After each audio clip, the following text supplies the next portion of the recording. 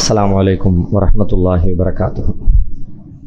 الحمد لله نحمده ونستعينه ونستغفره ونعوذ بالله من شرور أنفسنا ومن سيئات أعمالنا من يهده الله فلا مضل له ومن يضلله فلا هادي له وأشهد أن لا إله إلا الله وحده لا شريك له وأشهد أن محمدا عبده ورسوله أما بعد. கண்ணியத்திற்குரிய எல்லாம் வல்ல அல்லாஹுவின் நல்லடியார்களே, அல்லாஹ் ரப்புல் ஆலமீன் தன் திருமறை வாயிலாக பல்வேறு வரலாற்று செய்திகளை நமக்கு பாடமாகவும் படிப்பினையாகவும் சொல்லித் தருகிறான். அதிலே குறிப்பாக 2 முக்கியமான சாரார்களுடைய வரலாறு அதிகமாக பேசப்படுகிறது. ஒன்று, இறைவனால் இந்த உலகிற்கு அனுப்பப்பட்ட இறைவனின் தூதர்கள். இறை தூதர்களில் பொறுக்கி எடுக்கப்பட்ட ஒரு 25 இறை தூதர்களை பற்றிய வரலாற்றை, அவர்களுடைய வாழ்வில் நமக்கு கிடைக்க வேண்டிய படிப்பினை நிறைந்த தேவைப்படுகிற பக்கங்களை அல்லாஹ் திருமறை குர்ஆன் நெடுகிலும் சொல்லித்தந்து, அதுபோன்ற ஒரு வாழ்க்கையை நீங்களும் வாழ வேண்டும் என்று நம்மை அல்லாஹ் அந்த வரலாற்றின் வழியாக ஊக்கப்படுத்துகிறான். அதற்கு அடுத்தபடியாக நபிகள் நாயகம் ஸல்லல்லாஹு அலைஹி வஸல்லம் அவர்களுடைய தோழர்களுடைய வரலாறு. நபி தோழர்களை பற்றியும் திருமறை குர்ஆன் பல இடங்களில் பேசுகிறது. அவர்களுடைய தியாகங்களை சிலாகித்து சொல்லுகிறது. அவர்களை பற்றி முன்னால் அருளப்பட்ட வேதங்களிலே குறிப்புகள் அருளப்பட்டிருப்பதாக கூட திருமறை குர்ஆன் சொல்லுகிறது. ஒரு இடத்துல அல்லாஹ் சொல்லி காட்டுகிறான், ஒமா முஹம்மதுன் இல்லா ரசூல். இந்த முஹம்மத் அல்லாஹ்வின் தூதரை தவிர வேறில்லை. முஹம்மது ரசூலுல்லாஹ், முஹம்மத் அல்லாஹ்வின் தூதராக இருக்கிறார். வல்லதீன மஹூ அஷித்தாவு அலல் குஃபாரி ருஹமாவு பைனஹும். அவரோடு இருக்கிறவர்கள் காஃபிர்களிடத்திலே கடுமையாகவும் தங்களுக்கிடையிலே இரக்கத்தோடும் நடந்து கொள்கிறார்கள். தராஹும் ருக்கான் சுஜ்ஜதன் யப்தகூன ஃபضலம் மினல்லாஹி வர்லுவானா. அல்லாஹ்வின் திருப்தியை நாடி அவர்கள் ருக்கு செய்வதையும் சஜ்தா செய்வதையும் நீர் பார்க்கிறீர். இப்படி நபி தோழர்களை பற்றி அல்லாஹ் அப்படியே வர்ணனைகளை சொல்லிக்கிட்டே வர்றான். சொல்லிட்டு வந்து கடைசியா எப்படி முடிக்கிறான்னு கேட்டா, மசலுவும் பி தௌராத். இப்படித்தான் அவர்களுக்கு நாம் தௌராத் வேதத்திலே உதாரணம் சொல்லி இருக்கிறோம். ஓ மசலுவும் பில் இஞ்சில். இஞ்சில் வேதத்திலையும் இவர்களை பற்றி இப்படி நாம் ஓமை சொல்லி இருக்கிறோம். அப்ப நபிகள் நாயகத்தின் தோழர்களை பற்றி அவர்கள் நமக்கு மாத்திரம் செய்தியாக சொல்லப்படவில்லை, நமக்கு முன்னர் வாழ்ந்த சமூகத்திற்கும் ஒரு செய்தியாக, ஒரு படிப்பினையாக நபிகள் நாயகத்தின் தோழர்கள் எப்படி இருப்பார்கள் என்று அவர்கள் நபிகளை பற்றி அல்லாஹ் சொல்லி இருக்கிறான் என்பது நாம் எல்லாம் தெரிஞ்ச செய்தி தான். நபி ஸல்லல்லாஹு அலைஹி வஸல்லத்தினுடைய வருகைக்கு முன்பு முந்தைய வேதங்களில் நபிகளாரை பற்றிய குறிப்புகள் இருக்கிறது. அவர்கள் வந்தால் அதை ஏற்க வேண்டும், நம்ப வேண்டும், அவர்களுக்கு உதவிகள் செய்ய வேண்டும் என்கிற கட்டளைகளும் முந்தைய வேதங்களில் சொல்லப்பட்டிருக்கிறது. நபிகளாருக்கு சொல்லப்பட்டிருப்பதை போலவே நபிகள் நாயகத்திற்கு தோழர்களாக வருகிறவர்களை பற்றிய ஓமைகளும் உதாரணங்களும் அவர்களும் இருக்கிற சிறந்த பண்புகளும் அவர்களுக்கு முந்தைய தலைமுறையினருக்கு சொல்லப்பட்டிருக்கிறது. முன்னால் அருளப்பட்டிருக்கிற வேதத்திலே அது குறிப்பிடப்பட்டிருக்கிறது என்று சொன்னால், நபி தோழர்களை அல்லாஹ் எந்த அளவிற்கு உயர்வான இடத்திலே வைத்து பார்க்கிறான் என்பதை நாம் அதன் வழியாக புரிந்து கொள்ள முடிகிறது. இப்படி திருமறை குர்ஆன் பல்வேறு இடங்களில் நபி தோழர்களை, சஹாபாக்களை மிகச்சிலாகித்து பேசுவதை நாம் பார்க்கிறோம். நாமெல்லாம் அறிந்த ஒரு மிகச்சிறந்த ஒரு வரலாற்று செய்தி, நபிகள் நாயகத்தினுடைய தோழர்கள் போர்க்களத்திற்காக அழைக்கப்பட்ட பொழுது அதிலே ஒரு 3 தோழர்கள் அவர்களுடைய அலட்சியத்தின் காரணமாக தாமதமாகி போரிலே கலந்து கொள்ளாமல் கடைசியிலே நபிகள் நாயகம் போர் முடித்து திரும்பி வந்ததற்கு பிறகு தாங்கள் இந்த காரணத்தினால்தான் அந்த போரிலே கலந்து கொள்ள இயலவில்லை என்கிற உண்மையை சொல். முனாஃபிக்குகள் எல்லாம் பொய் சொல்லி தப்பித்துக் கொண்டிருந்த நேரத்தில் உண்மையை சொல்லி அல்லாஹ்வுடைய கோபத்திற்கு நாம் ஆளாகிவிடக் கூடாது, அல்லாஹ்வுடைய தூதரின் கோபத்திற்கு ஆளாகிவிடக் கூடாது, நாம் பொய்யை சொன்னால் அதை அல்லாஹ் அறிவான், அறிந்த ரப்புல் ஆலமீன் அதை தன் தூதருக்கு அறிவித்துக் கொடுப்பான், அதன் வழியாக தூதரின் கோபமும் நம் மீது திரும்பிவிடக்கூடும், எனவே நாம் உண்மையை பேச வேண்டும் என்கிற உறுதி எடுத்து முடிவெடுத்து அல்லாஹ்வின் தூதரிடத்திலே நான் இப்படிப்பட்ட ஒரு அலட்சியத்தினால் தான் போரில் கலந்து கொள்ள முடியாமல் போய்விட்டது என்கிற உண்மையை சொல்கிறார்கள். அதன் வழியாக என்ன நேருகிறது? அவர்களுடைய தீர்ப்பை அல்லாஹ்விடத்திலே நபிகளார் விட்டு விட்டார்கள். அப்படியா? அப்படின்னா நான் விஷயத்துல நான் ஒன்றும் சொல்லல, மற்றவங்க எல்லாம் சொன்னாங்க, அது உண்மையோ பொய்யோ பிரச்சனை இல்லை, ஆனா வெளிப்படையா என்னத்தை சொல்கிறார்களோ அதை நான் ஏற்றுக்கொண்டேன். அதுபோல நீங்க வெளிப்படையா சொல்றதை நான் ஏத்துக்கிட்டேன், உங்களை பத்தி நான் எந்த தீர்ப்பை இப்ப நான் சொல்லல, அல்லாஹ் உங்க விஷயத்துல தீர்ப்பளிக்கிற வரைக்கும் நான் வெயிட் பண்றேன் அப்படின்னு அல்லாஹ்வுடைய தூதர் அனுப்பி வச்சுட்டாங்க.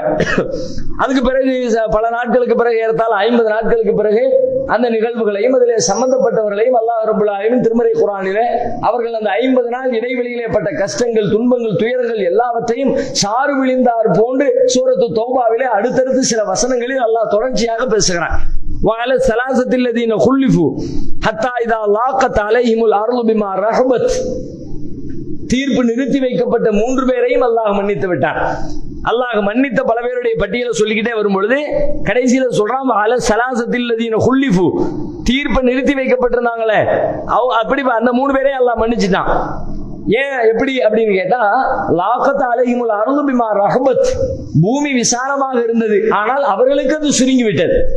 அந்த நாள்ல அவங்க சோதனைக்கு ஆட்படுத்தப்பட்டு தீர்ப்பு சொல்லப்படாம அவங்களுக்கான முடிவு என்ன நிறுத்தி வைக்கப்பட்ட நேரத்துல அவங்களோடு எந்த தொடர்பும் வச்சுக்காம நபிகள் நாயகமும் தொடர்பு துண்டிச்சிட்டாங்க, சஹாபாக்களும் தொடர்பு துண்டிச்சிட்டாங்க.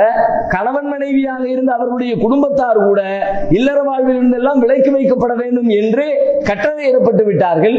நபிகள் நாயகத்தோடு நெருங்கி நெருங்கி வந்து நின்று பார்க்கிறார்கள். நபிகள் நாயகம் முகம் கொடுத்து பேச மறுக்கிறார்கள். நபி அவர்கள் இந்த தோழர்கள் தொழுகிற பொழுது அவர்களை பார்க்கிறார்கள். தொழுது முடித்துவிட்டு நபி அவர்களை இவர்கள் பார்க்கிற பொழுது முகம் திருப்பிக் கொள்கிறார்கள். அதெல்லாம் எப்படிப்பட்ட ஒரு மன வலியை தந்திருக்கும். சாதாரணமா நம்ம நேசிக்கக்கூடிய ஒரு மனிதரை இப்படி நடந்துகிட்டார் அப்படின்னா நம்மளால நிம்மதியா தூங்க முடியாது. இப்படி இருக்கிறாரு, நான் அவ்வளவு பாசம் வச்சிருந்தேன், ஏன் இப்படி இருக்கிறார் அப்படின்னு நம்ம மனசுக்குள்ள கிடந்து குவஞ்சுக்கிட்டு இருப்போம். ஆனால் தங்களுடைய உயிருக்கும் மேலாக மதித்த தங்களின் தலைவர், அல்லாஹ்வின் தூதர், தங்களுடைய நேசத்திற்குரியவர்கள் இப்படி தங்களை வெறுத்துக் கொண்டிருக்கிறார்களே என்பதை நினைக்க நினைக்க நினைக்க அவர்கள் ஒவ்வொரு நாளும் அழுது புலம்புகிறார்கள். அல்லாஹ்விடத்திலே கையேந்தி பிரார்த்தித்துக் கொண்டே இருக்கிறார்கள்.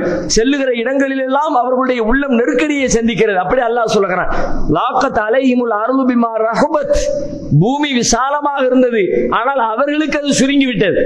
வலாகத் அலைஹிம் அன்ஃபுஸுஹும், அவர்களுடைய உள்ளமும் சுருங்கி விட்டது. வலன்னு அல்லா மல்ஜா மினல்லாஹி இல்லா இலை, ஆனாலும் கூட அல்லாஹ்விடமிருந்து தப்பிப்பதற்கு அல்லாஹ்வை தவிர வேறு போக்கிடம் இல்லை என்பதை அவர்கள் நம்பினார்கள். குர்ஆன் எப்படி சொல்கிறது பாருங்கள். சஹாபாக்களிடமிருந்து ஆகச் சிறந்த பண்பை அல்லாஹ் அந்த வார்த்தைகளை வெளிப்படுத்துகிறான். வலன்னு அல்லா மல்ஜா மினல்லாஹி இல்லா இலை, அல்லாஹ்விடமிருந்து தப்பிப்பதற்கு அல்லாஹ்வை தவிர வேறு போக்கிடம் இல்லை என்பதை அவர்கள் உணர்ந்தார்கள், அப்படி எண்ணினார்கள். அதனால் என்ன செய்தார்கள்? அல்லாஹ்விடமிருந்து தப்பிப்பதற்கு அல்லாஹ்விடமே கையேந்தினார்கள். எல்லாம் எங்களை காப்பாத்து, எங்களை மன்னிச்சு, நாங்க அலட்சியத்தில் இருந்துட்டோம், கவனக்குறைவா இருந்துட்டோம், உன்னை விட்டு நாங்க எங்க போவோம், அப்படித்தான் நாம நினைக்கணும். பல நேரங்களில் ஷைத்தான் அப்படி நினைக்க விடாமல் நம்மை தடுக்கிறான். நபி ஆதம் அலைஹிஸ்ஸலாம் முதற்கொண்டு உலகத்திலே அனுப்பப்பட்ட எல்லா இறை தூதர்களும் இப்படித்தான் அல்லாஹ்விடத்திலே கையேந்தினார்கள். ஆதம் அலைஹிஸ்ஸலாம் அவர்கள் அல்லாஹ்விடத்திலே தாம் செய்த பாவங்களுக்கு மன்னிப்பை தேடிய பொழுது எப்படி தேடினார்கள்? திருக்குர்ஆன் சொல்கிறதே, ரப்பனா ஸலம்னா அன்ஃபுஸனா, எங்கள் இறைவா எங்களுக்கு நாங்களே அநீதி இழைத்து விட்டோம், வஇல்லம் தக்ஃபிர் லனா வ தர்ஹம்னா லனகூனன்ன மினல் காசிரின், நீ எங்களை மன்னிக்காவிட்டால், நீ எங்கள் மீது இரக்கம் காட்டாவிட்டால் நாங்கள் நஷ்டமடைந்தோராக ஆகிவிடுவோம், இறைவா எங்களை காப்பாற்று. அப்ப எல்லா இறை தூதர்களும், எல்லா முன்மாதிரிகளும், எல்லா முன்னர் வாழ்ந்த முஜாஹிதுகளும், போராளிகளும், இறை நேசர்களும் எப்படி அல்லாஹ்விடத்திலே கையேந்தினார்கள்? அல்லாஹ்விடமிருந்து தப்பிப்பதற்கு அல்லாஹ்வை தவிர வேறு வழி இல்லை. வேற எங்க போய் நிக்க முடியும்? அல்லாஹ்விடமிருந்து வேண்டாம், வேற எங்கிட்டு போறது? பூமியே வேண்டாம், சந்திர மண்டலத்துக்கு போனா கூட அங்கே அல்லாஹ் தானே இருக்கிறான், அங்கே அல்லாஹ் நமக்கு உதவி செஞ்சாகணும். அப்போ அந்த 3 தோழர்களிடம் இருந்து ஆகச் சிறந்த பண்பை அல்லாஹ் இந்த வார்த்தைகளில் வெளிப்படுத்துகிறான். அல்லாஹ்விடமிருந்து தப்பிப்பதற்கு அல்லாஹ்வை தவிர வேறு போக்கிடம் இல்லை என்பதை அவர்கள் உணர்ந்தார்கள். சும்ம தாப அலைஹிம் லியதூபு, அவர்கள் திருந்துவதற்காக அவர்களை அல்லாஹ் மன்னித்தான்.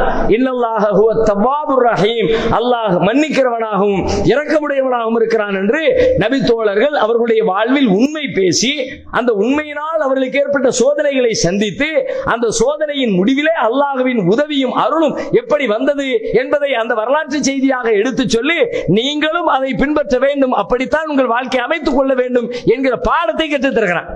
வெறுமனே வரலாறு சொல்வது என்ன, நேரம் போக்குவதற்கா அல்லது கதை கேட்பதற்கா அல்லது சிலாயித்து மெய்சிலிர்த்து ஆஹா இப்படியெல்லாம் வாழ்ந்திருக்கிறார்களே என்று வெறுமனே பெருமை பேசுவதற்கா? எதற்கு இந்த வரலாறு? ஏன் இத்தனை வசனங்களை இதற்காக ஒதுக்கி இருக்கிறான்? ஏன் இப்படிப்பட்ட பொறுக்கி எடுத்த வார்த்தைகளை அல்லாஹ் பயன்படுத்தி இருக்கிறான்? அவருடைய பூமி விசாலமாக இருந்தது, அவருக்கு சுருங்கி விட்டது என்று ஏன் சொல்லுகிறான்? அவருடைய உள்ளமெல்லாம் நெருக்கமடைந்து விட்டது என்று ஏன் அப்படிப்பட்ட ஒரு நெருக்கடி அல்லாஹ் பயன்படுத்துகிற சொற்கள் நாம கூட பல நேரத்தில் மிகையான சொற்களை சொல்லிடுவோம்.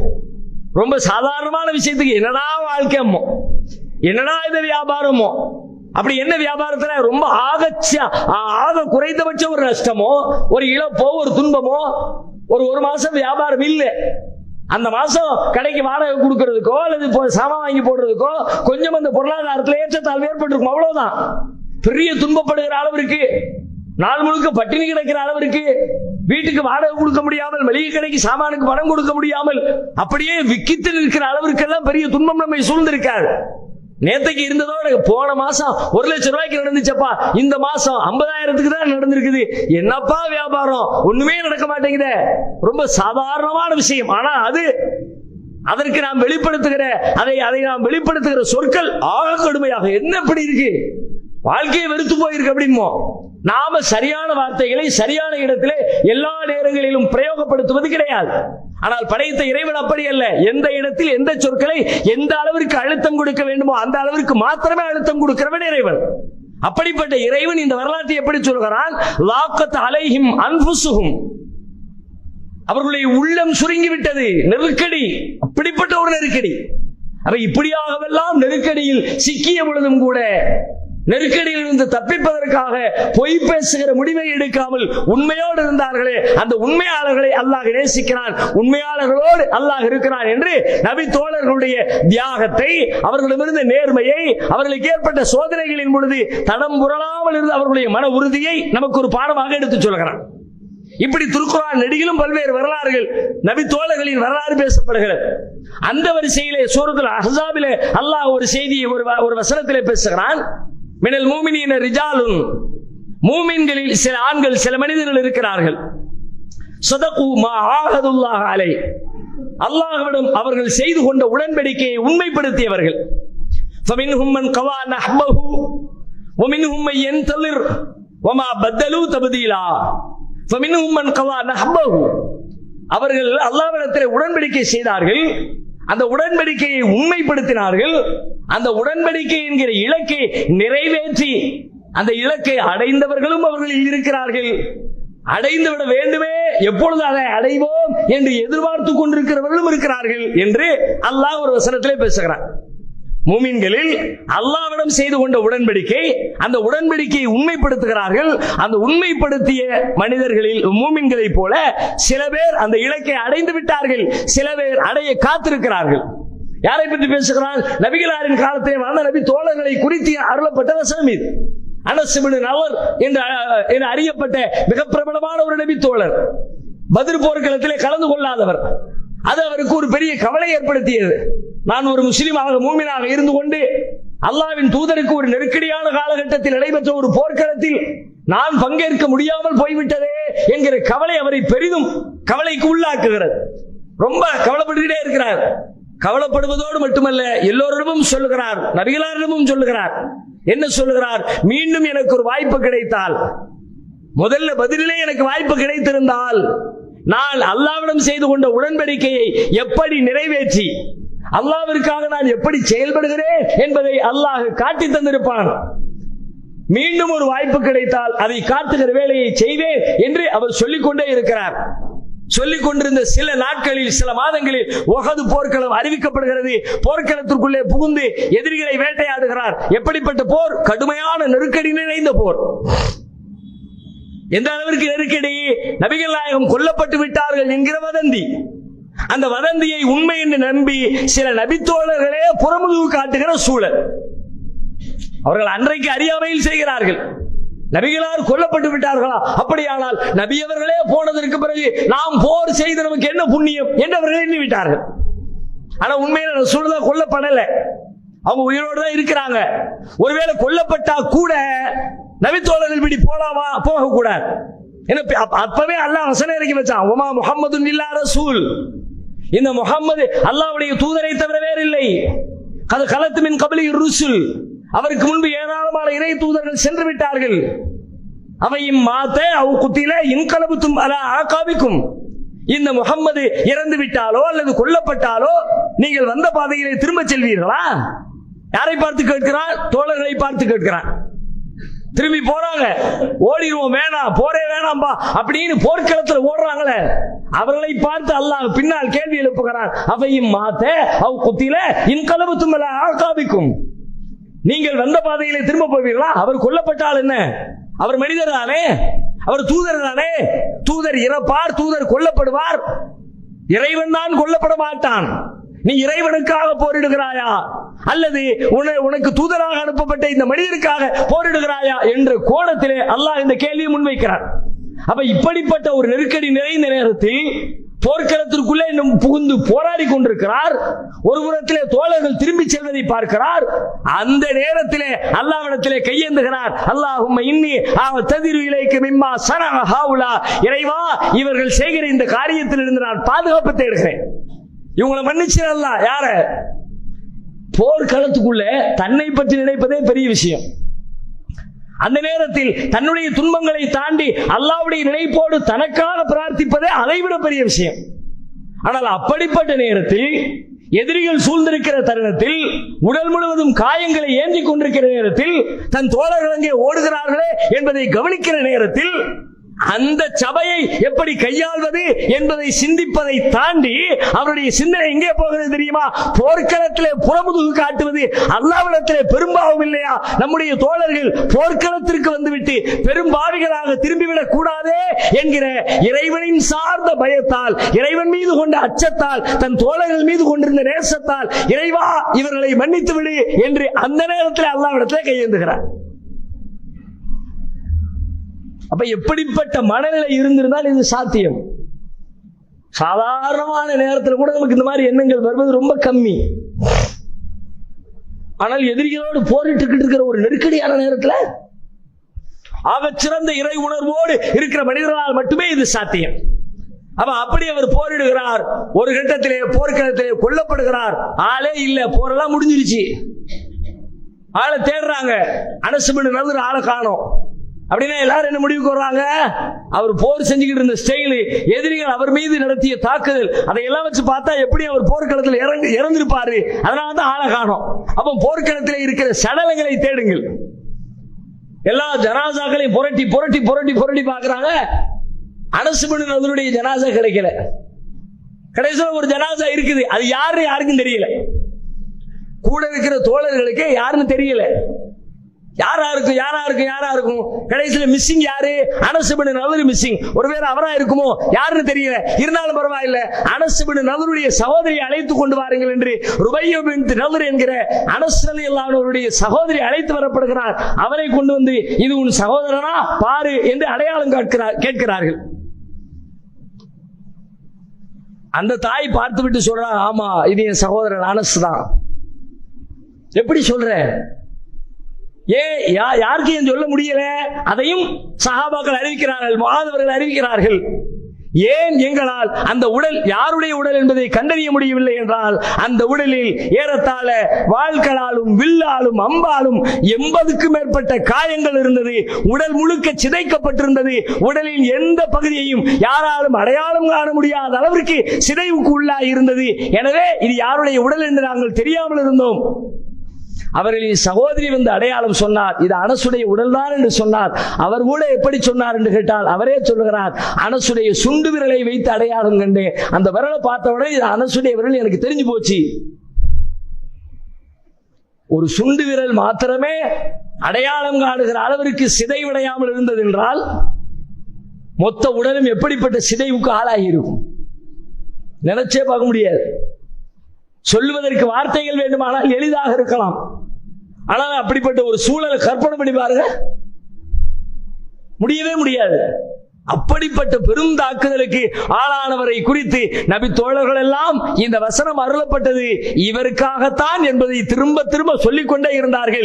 இவர்தான் சொன்னார், அல்லாஹ்விடம் கொடுத்த வாக்குறுதியை அல்லாஹ்விடத்திலே நான் எப்படி நடந்து கொள்வேன் என்பதை இன்னொரு போர்க்களம் வந்தால் அதை நான் நிரூபிப்பேன், அல்லாஹ் எனக்கு காட்டுவான் என்று சொன்னார். அதுபோல அல்லாஹ் இவர் விஷயத்தில் இதை உண்மைப்படுத்தி விட்டான் என்று மினல் மூமினீன ரிஜாலுன் ஸதகு, மூமின்களில் உண்மை சதகுமா ஆஹதுல்லாஹ் அலை, அல்லாஹ்விடம் செய்த உடன்படிக்கையை உண்மைப்படுத்திய மூமின்கள் இருக்கிறார்கள். தங்களின் லட்சியத்தை அடைந்தோர் சிலர், அடைய வேண்டும் என்று எதிர்பார்த்தோர் சிலர், அந்த அடைந்தோர் பட்டியலில் இதோ இந்த அனஸ் இணைந்து விட்டார் என்று நபி தோழர்கள் எல்லாம் பேச ஆரம்பித்து விட்டார்கள்.